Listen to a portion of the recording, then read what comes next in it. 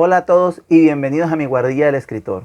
Yo soy Adolfo Ceballos y este video pues estaba en mora ya de colocarlo, pero con el favor de Dios poco a poco nos pondremos al día. Antes de entrar ya en materia, en lo que tiene que ver con la técnica de escribir a la cual vamos a ir llegando, yo tengo que plantearles unos elementos que son previos al proceso de sentarse a escribir, que de eso vamos a ver. Uno de esos elementos que es fundamental, que va a determinar las decisiones literarias que yo tome cuando esté en la historia, es el lector. Y ese es el tema que vamos a hablar en el día de hoy, supremamente importante, del cual poco se habla. Así que, bienvenidos, el lector. ¿Por qué es importante el lector? Todas las decisiones que yo vaya a tomar con respecto a cómo voy a distribuir la información en la historia, cómo voy a construir la trama, cómo voy a presentar los hechos. Todas esas series de elementos que van a estar intrínsecos y que vamos a ver aquí en esta guardilla, para presentar la historia, para construirla, no pueden ser producto del azar. Y eso es algo que debe quedar claro desde el principio.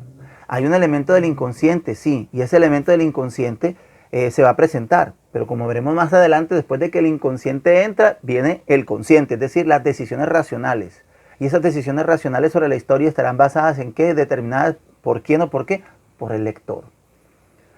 Repito, estas cápsulas están diseñadas para las personas que quieren publicar, es decir, que otra persona lea lo que está escribiendo, no como desahogo emocional, ni como una actividad intimista, sino como una actividad propia de publicación. Y en ese sentido, el primer paso que hay que tener clarísimo es que hay un lector, otra mente allá afuera que va a leer eso que estoy escribiendo, y por lo tanto yo no le puedo dar un producto mal acabado o como producto de la suerte o como me quedó. Eso es poco profesional y eso es improvisación, y esto es un arte. Usted no, si usted es pintor, no va a sacar 3 brochazos, etcétera, etcétera, y va a decir, bueno, es que esto ya quedó y aquí está. No, hay un trabajo y hay un esfuerzo ahí, y los pintores lo saben y saben a lo que me refiero. Que si son 3 brochazos, es que fueron 3 brochazos intencionales. En el caso de la literatura, la historia como esté determinada. El lector es fundamental por eso, porque va a ser el destinatario de esa historia. Y por lo tanto las decisiones literarias que yo tome estarán dadas en la medida de ese lector.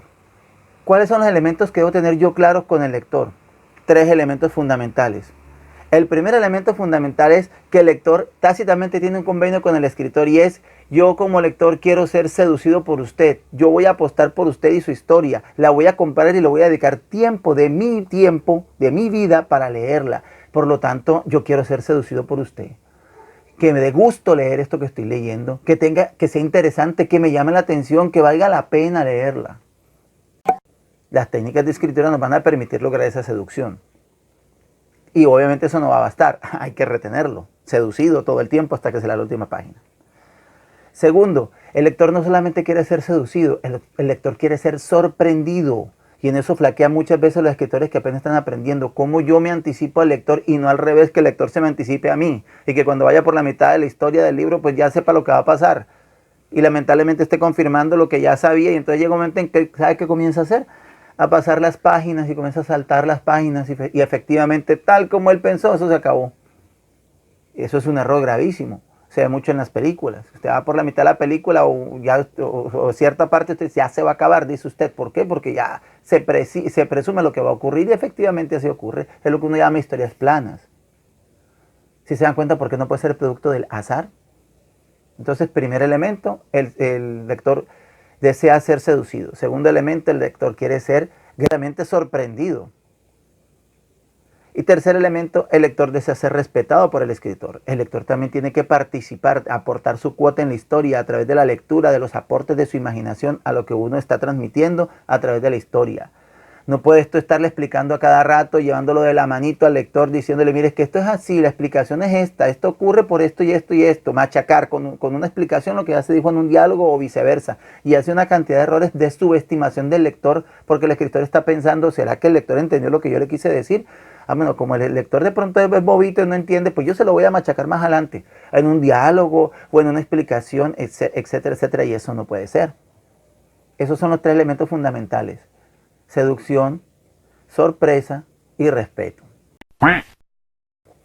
Eso no significa que el lector de alguna manera sea el que determine la historia que yo voy a escribir. Es decir, yo no voy a ir al mercado a mirar qué es lo que está de moda ahora, zombies, vampiros o lo que sea, y sobre eso es que voy a escribir porque ahí están los lectores esperándome. No, debe ser un encuentro como el de dos amantes, entre un lector que tiene estas aspiraciones y estas inquietudes y que quiere, estas expectativas que quiere satisfacer, y un escritor que le presente esa historia, y ambos se encuentran y oh maravilla, se produce la magia de la escritura y de la lectura. El proceso literario, el proceso de la comunicación escrita se da. En la próxima cápsula ya entraremos en materia en otra serie de elementos.